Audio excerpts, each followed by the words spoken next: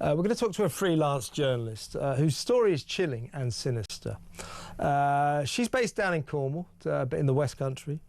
And in the manner of her job, a reporting job, she reported on Twitter that an ex-copper had been arrested for allegedly stalking and harassing someone after an investigation by West Yorkshire Police. He denies the allegation, but will stand trial at Bodmin Magistrates Court in November. Our next guest also shared on Twitter a Plymouth Live article, that's a publication, about ex-officer Harry Tang is his name, about Harry Tang's arrest in Newquay, and then tweeted that his bail had been extended. This, folks, is all very legal stuff. This is what journalists do.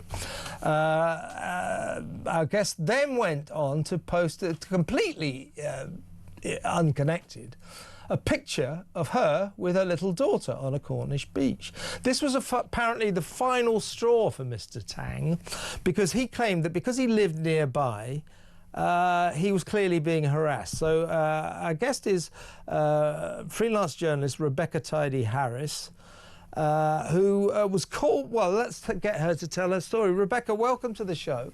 And Hi, thanks for having me. And I'm sorry you've had to go through what you have had to go through.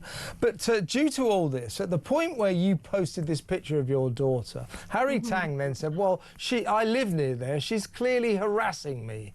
And you were called to Plymouth Police Station, quite a long drive for you, by the way, to explain. And you remain actually technically under criminal investigation for harassing this guy when you were just doing your job. Tell us what happened.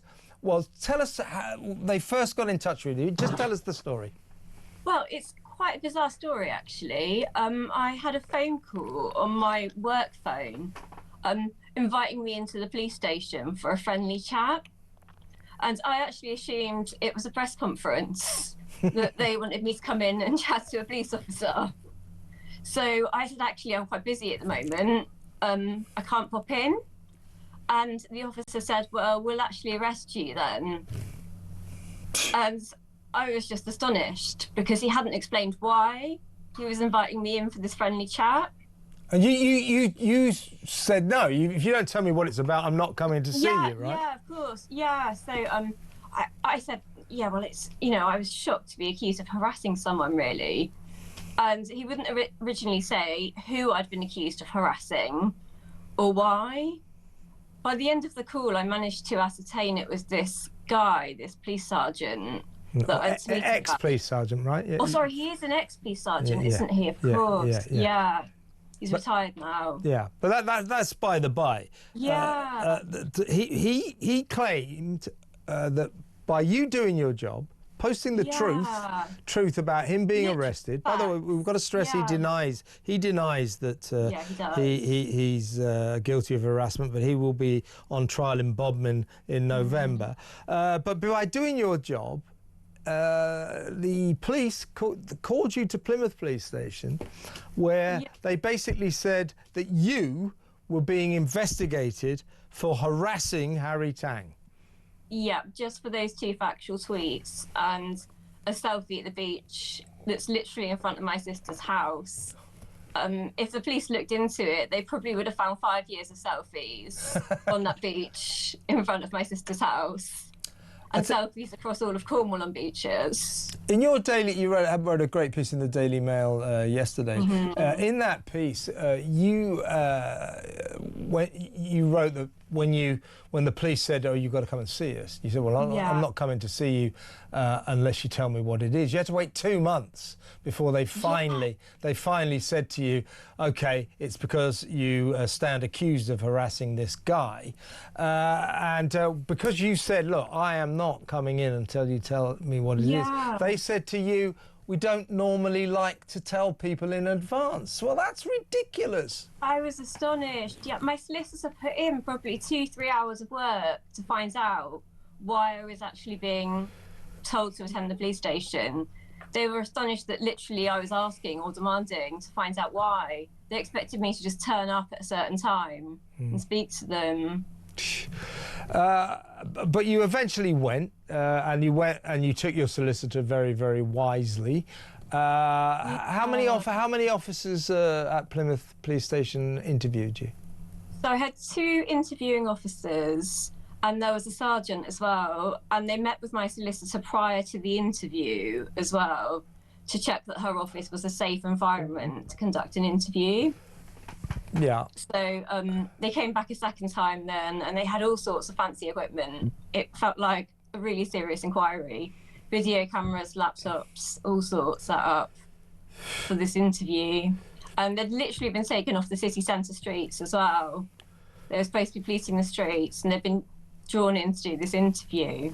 It was quite surreal. And officially, I mean, I think that even in this kind of weird Stasi Britain that we seem to live in now, you are still being investigated, a criminal investigation. I hope and I pray and I predict nothing will come of it, but very worrying and stressful for you. It was quite scary, actually, because I was going through my tweets wondering what on earth I could have said, who I could have said it about. But I suppose the real thing was I was worried about getting arrested in front of my child. Yeah. She's just 7, so it would have been quite scary for her to see her mum led away in handcuffs. Well, yeah, and you also wrote in your article that you considered leaving the country for a while, just to get out of this mess. But you were a bit worried that if you came back, you might get a Graham Linehan situation and get arrested at the airport. But doesn't this make you think you're just doing your job as a journalist? Journalists play a very important role in a free democracy. Doesn't this make you feel that our free democracy is getting less free? It's terrifying. I think journalists might think twice now about tweeting something perfectly innocent and reporting the facts, because they think a police officer might be at their door the next day, it's just upsetting their children. Yeah, it's unbelievable. A Devon and Cornwall Police spokesman said, I've got to say this, you'll understand this, Rebecca. This is a quote from the police.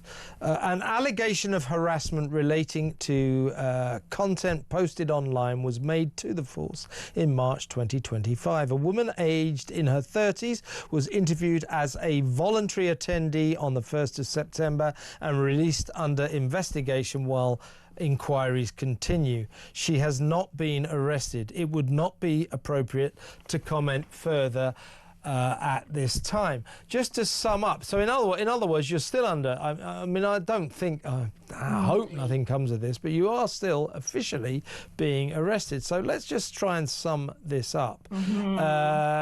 You are being investigated for reporting the story of a cop, an ex-cop who is accused of harassment, and now, because of that, you are accused of harassment. This is ridiculous. It feels mad, doesn't it? Like something from a television sitcom. I never thought it could happen. Yeah, well, I spent 8 years teaching policing as well, so it feels all the more bizarre. Yeah, you taught policing at university, didn't you? So yeah, you know what you're talking about. Well, listen, what I would say to you, Rebecca, as a fellow journalist, is don't be daunted by this. Carry on doing your job. And it is the Devon and Cornwall Police who look bad here and not you. They look ridiculous. They look ridiculous. Really good to talk to you. Keep in touch. Let us know what happens, will you?